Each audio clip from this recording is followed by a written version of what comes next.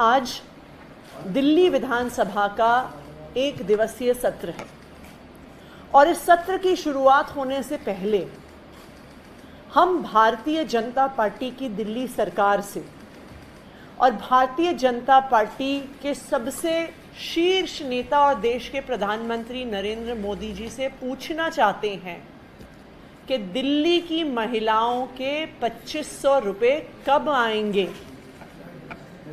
प्रधानमंत्री नरेंद्र मोदी जी ने दिल्ली चुनाव से पहले जनवरी 2025 में ये वादा किया था कि 8 मार्च 2025 को दिल्ली की हर महिला के खाते में 2500 रुपये आएंगे। उन्होंने कहा था कि ये मोदी की गारंटी है।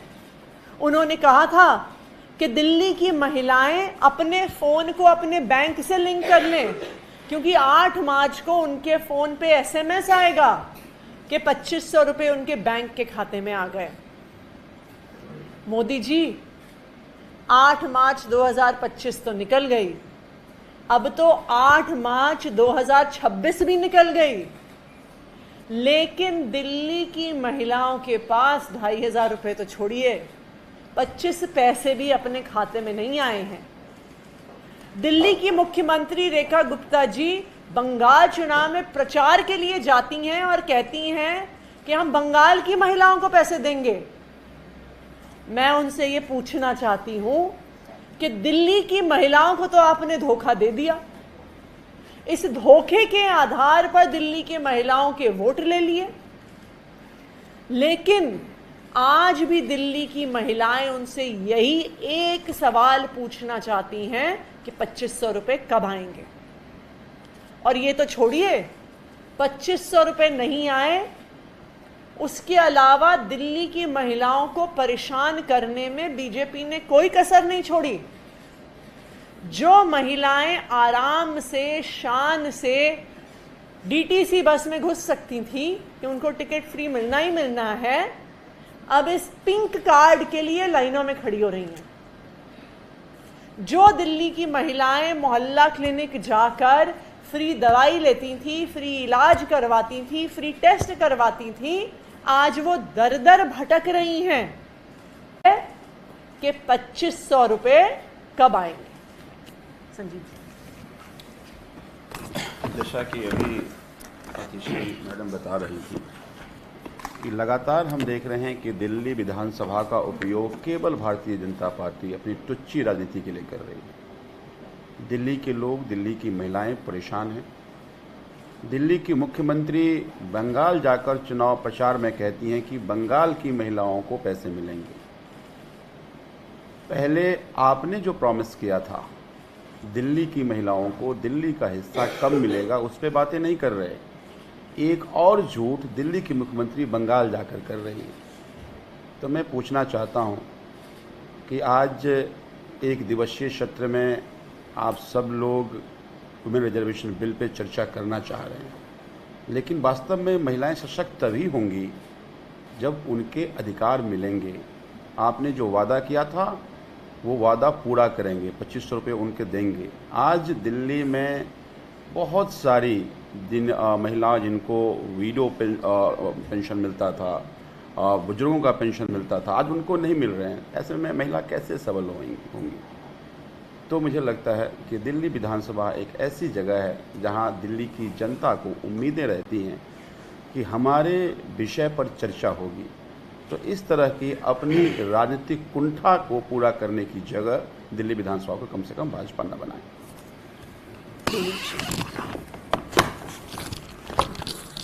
तो जैसा भी अतिशी मैम ने बताया आप सबको, हमें तो उम्मीद है कि भारतीय जनता पार्टी आज 2500 रुपये दे देगी खाते में महिलाओं के। आप जिस वादे को करके दिल्ली में आए थे, आपने तो वादा पूरा नहीं किया। आपने दिल्ली की महिलाओं से जिस प्रकार का धोखा किया, वो महिलाएं आज 1 साल से वेट कर रही हैं। हम लगातार विपक्ष में होकर मांग उठा रहे हैं कि आप 2500 रुपये जो आपने वादा किया था, हम नहीं कह रहे, आपने वादा किया था दिल्ली के लोगों से, दिल्ली की महिलाओं से आपने वादा किया था 2500 रुपये देने का, और महिलाएं उसका इंतजार कर रही हैं। अब 2500 रुपये खाते में अभी तक नहीं आए, लेकिन आप पश्चिम बंगाल जाके 3000 रुपये देने की बात करते हो, लेकिन दिल्ली में 2500 नहीं देते हो। तो हमें तो आज हम तो इनसे मांग करते हैं कि आज आप इस सत्र में जो आपने विशेष सत्र बुलाया है, इसमें बताएं कि बजट का सत्र में भी हुआ है, आप बताएं कि कब 2500 रुपये हमारी दिल्ली की महिलाओं के खाते में आएंगे। हमारी आपसे स्पष्ट रूप से यही मांग है, बस आप 2500 रुपये महिलाओं को देने का काम करें। धन्यवाद। कोई सवाल? मैम, आम आदमी पार्टी के 7 सांसदों ने पार्टी छोड़ी और बीजेपी में मर्जर का ऐलान कर दिया, उसको मंजूरी भी सभापति ने दी।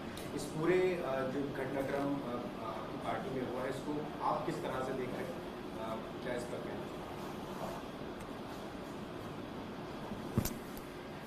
जिस प्रकार से कल राज्यसभा के सचिवालय ने मर्जर की घोषणा करी है, ये बिल्कुल साफ साफ गैर कानूनी है और गैर संवैधानिक है।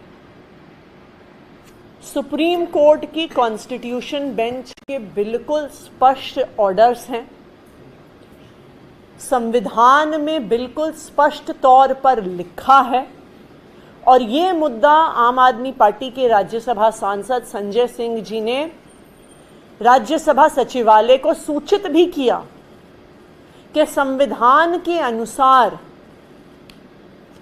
जब ओरिजिनल पॉलिटिकल पार्टी मर्ज करती है, उस मर्जर के लिए 2/3 लेजिस्लेटिव पार्टी की भी आवश्यकता होती है। लेकिन एंटी डिफेक्शन लॉज के तहत कहीं पर भी इस देश के संविधान में प्रावधान नहीं है कि 2/3 सांसद हो गए, 2/3 विधायक हों, वो किसी दूसरी पार्टी में मर्ज कर सके। लेकिन भारतीय जनता पार्टी को क्या फर्क पड़ता है? भारतीय जनता पार्टी को तो सिर्फ साम दाम दंड भेद से इस देश के संविधान को खत्म करना है, इस देश के लोकतंत्र को खत्म करना है। आप एक तरफ देखिए, पश्चिम बंगाल में हम देख रहे हैं कि किस तरह से इलेक्शन कमीशन का दुरुपयोग पार्टी की केंद्र सरकार करती रही है। तो ये बिल्कुल साफ है कि बीजेपी का एक ही मकसद है कि हर इंस्टीट्यूशन को गलत तरीके से इस्तेमाल करके, अपनी गुंडागर्दी के लिए इस्तेमाल करके उनको लोकतंत्र को खत्म करना है। उनको कोई फर्क नहीं पड़ता कौन चुन के आया, कैसे चुन के आया, जनता ने अपना जनादेश किसको दिया, अपना वोट किसको दिया। उनको बस तोड़ फोड़ के माध्यम से, खरीद फरोख्त के माध्यम से, साम दाम दंड भेद के माध्यम से बस अपनी सरकार बनानी है और अपनी सरकार चलानी है। लेकिन मैं बीजेपी को बता दूं, मैं प्रधानमंत्री नरेंद्र मोदी जी को भी बता दूं कि दुनिया का इतिहास बताता है कि जितना ज्यादा अत्याचार करोगे उतना बुरा अंत होगा। और अब ये बिल्कुल साफ है कि बीजेपी और मोदी जी की राजनीति के अंत का समय आ गया है, इसलिए उनका अत्याचार बढ़ गया है। लेकिन इस दुनिया के इतिहास में जब जब भी किसी का अत्याचार बढ़ा है तो उस अत्याचार को खत्म करने वाला पैदा हुआ है। किरण रिजिजू ने एक इंटरव्यू में कहा है कि आम आदमी पार्टी का सिर्फ कोर ग्रुप जो एक साथ मिलकर इलीगल एक्टिविटीज करता है, सिर्फ वो बचा रह गया है। जो लोग आम आदमी पार्टी से परेशान हो गए थे वो छोड़कर जा चुके हैं। देखिए, बीजेपी ने आम आदमी पार्टी की ऑबिच्युरी पिछले 15 साल में 15 बार लिखी होगी। अरविंद केजरीवाल की राजनीति खत्म हो गई, ये बीजेपी हर 6 महीने में ऐलान करती है। लेकिन आम आदमी पार्टी अरविंद केजरीवाल जी के नेतृत्व में देश की फास्टेस्ट ग्रोइंग नेशनल पार्टी है, जिस पार्टी ने मात्र 10 साल में दिल्ली में सरकार बनाई, 3 बार सरकार बनाई, पंजाब में पहली बार चुनाव लड़के प्रिंसिपल ऑपोजिशन में आए, दूसरी बार लैंडस्लाइड मेजॉरिटी से जीते, गुजरात में विधायक जीत के आए, गोवा में विधायक जीत के आए, जम्मू कश्मीर में हमारा एक विधायक जीत के आया, कर दिया है।